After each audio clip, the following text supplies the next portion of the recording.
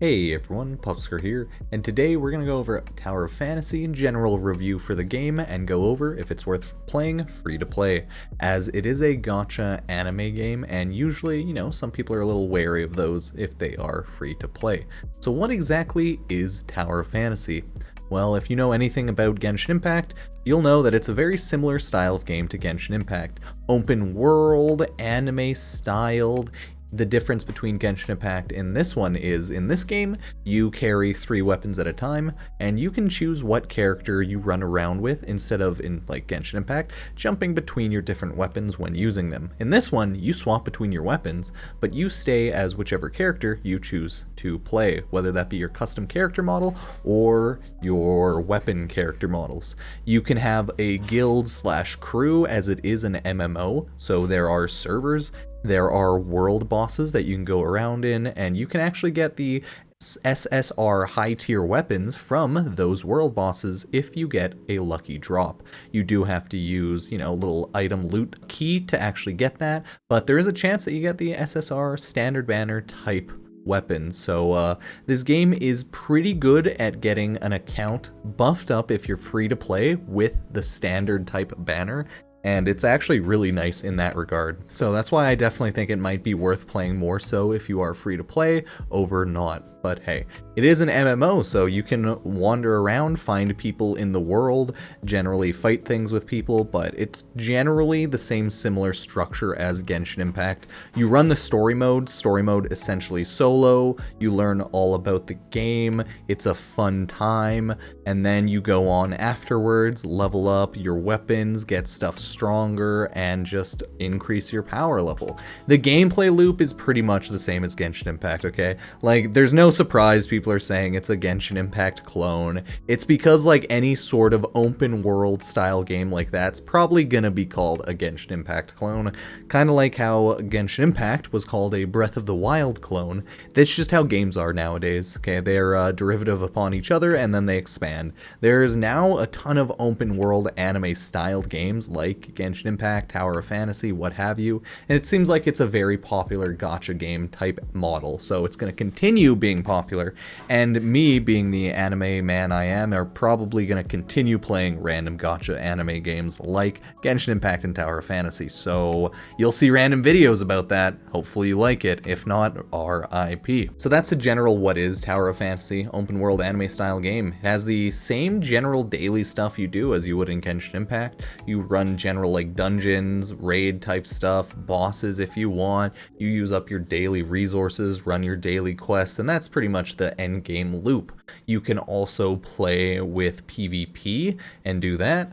But after a certain point, if you're all done the world exploration, you pretty much just log in, do your dailies, finish up your daily resin, and you're good to go. It's probably like an hour-long gameplay loop every day if you're up to date and you don't really need to do some extra stuff, but it can take a little longer, a little shorter. There are weekly stuff you can do. If you really like PvP, you can go hard on that. You can play certain game modes more than others, and you can always farm up for resources you need for your weapons outside of the daily stuff. So there are more stuff to do than there is in a daily Genshin Impact playstyle, so that's kind of nice, but it's not a ton more to do, so keep that in mind. The gameplay of this game is very simple. It's the same style of gameplay as Genshin Impact, but different. So in this game, you have 3 weapons. Those weapons are classified as healers, as tanks, or as damage dealers, right? Pretty self-explanatory. Healers generally support, those should heal you. Tank ones, damage reduction, make you tankier, and usually those are better at shield breaking, which is a mechanic in this game I'll go over after. And then you have the DPS weapons, which, no surprise, generally focus on straight up doing damage and melting the enemy health, but they can also naturally shield break pretty well. Shield break, words are hard. So shield breaking is a mechanic in this game. Enemies have health, but then they use certain abilities which give them a little shield, and you need to break that shield before the time runs out, or sometimes they'll use like kind of a super OP type boss move, not like an insta-kill all the time or anything like that, but a really strong move if you can't break their shield in time. And normal enemies just have a shield and you have to break that. There's a stat in game for charging up your weapons and one for shield breaking. Charging up weapons is so so that you can use your charge up weapon skill, and your weapons also have a regular skill. Regular skills, you use them on their regular time lock. Charge up weapons happen when you swap to the different weapon and it uses that charged weapon skill. So that's the general gameplay style. Fight the enemies. Oh, but they might throw on their shield, so swap to your one item, one weapon that has higher shatter. Shatter their shield if you can. Use combos between your weapons and elements to do some more damage, and then beat the enemy up, right? It's a fun gameplay cycle, fun loop overall, but it is very reminiscent, similar to Genshin Impact. There is time freezing dodges, and that also gets you a weapon swap ability use. So it's nice in that regards. I'll try to just throw down combat and a little bit of exploration as the background footage because, hey, that's pretty nice. It's overall what you generally do in the game. And I'll throw down some story stuff that's unimportant because I just finally completed the main storyline for Chapter 6. We're waiting for Tower of Fantasy 2.0 in the next area there, what's like Verusu. I don't know, I'm not 100% sure. It's a nice desert area. We're just kind of waiting on that. So that's the general gameplay style there. It's really fun and entertaining, and the fact that it actually has dodge roll skill-based caps and uses is nice. Okay, so 10 out of 10. The story is kind of what you would expect, nothing too amazing or anything IMO. Genshin Impact does do its story better than Tower of Fantasy, and it's very apparent, okay? The story is, I barely even paid attention to it, I'm not gonna lie, because I stopped caring very early on. It's probably a problem I have with most stories. It's a pretty general story of follow along with people, find out what's going on in the world. Oh, you need to protect the stuff, you need to save everything. Oh no, things didn't quite go as you planned, but some things did go as planned. Some people were saved, some people weren't, you know, the generals. It's a normal enough, good enough story, but nothing that you're gonna write home about or honestly care too highly of, so there is that. Huge issue with the story is the general like commentary and audio of the story cut out randomly. Certain voice lines weren't properly voiced, lines weren't syncing with the characters' faces, and then random lines again just were said and then weren't said. So it was a huge mess and kind of buggy in that regard, so I wouldn't care too much about the story. Again, definitely sounds better in voiced over probably Japanese names and such. Well, voices, I don't know why I said names, ignore. But hey, you do you. I listened to it in English so that I could chat with stream and just not care too much, because when I already don't care about the story too much, you need a good story like Genshin Impact for me to care, and this game just didn't have a good enough story. So yeah, it was pretty forgettable all in all. And that is feels bad, man. So I want to talk specifically about the end game. The end game in this game is very odd, but normal at the same time. It's the same as Genshin Impact, essentially. You log in and you can do daily bounties. You have daily other stuff like Mia's Kitchen, some things you might be able to explore, some weekly chests that you can unlock, right? Because you have a certain amount of stuff you can do weekly for sure. And those like dream orbs that you can do that can get you some loot when you open chests around the open world. So there's a little bit of weekly endgame stuff to do there, but that's more so the weekly catch up, daily catch up, due to get some pulls and some items, whatnot. But you do get daily vitality, which is this game's version of resin. That can and will be used up very quickly. It essentially gives you 2 full dungeon runs of the operation, like joint operations. 2 full dungeon runs, and you get some loot, gets you good chance of your daily equipment, maybe some matrices, some pulls, etc. But yeah, that's all in all whatever. The nice thing about this game is it has weekly and endgame stuff like Bygone Phantasm, PvP, Wormhole, and a couple game modes like that. So you can definitely push your limit in the endless game mode and see how far you can go there and get some more loot. So it's kind of nice there. It has more endgame in that regard. It's always nice having an endless game mode in endgame so you can push yourself to the limit. There's leaderboards with that. So that's pretty nice. Again, there are the weekly or like just open world bosses that you can just grind out and farm. You don't need to use any resources to kill them and get some loot, but if you don't use the token key to actually unlock their chests, if you force decipher it, you're just not going to get any super good loot. So that's important to keep in mind.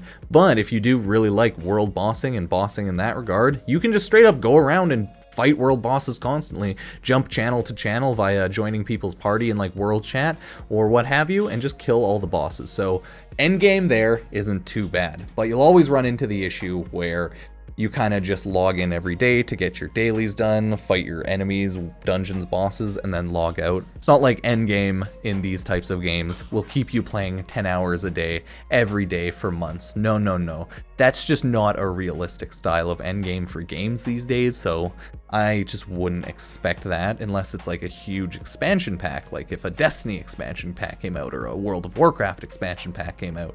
Right? Or Genshin one, where there's just a lot more stuff to do, explore, and new enemies, bosses to fight. But yeah, not really a ton to do once you realize what the end game cycle is. You just log in every day, play an hour or two for your cycle, and then log out, right? And with that, I want to lead to my pretty much like final point. I already talked about bugs briefly. This game has a ton of bugs, so I just briefly want to mention them. Ton of bugs gameplay wise. I had almost no issues bug wise, so I'm happy about that. It's only like audio, visual, and just side stuff here, but I know people were getting some in-game gameplay bugs, so this game's definitely very buggy, but it wasn't functionally buggy for me, so I had no issues there. Just briefly wanted to talk about before I got to the final issue, time gating. This game is doing a really weird release cycle.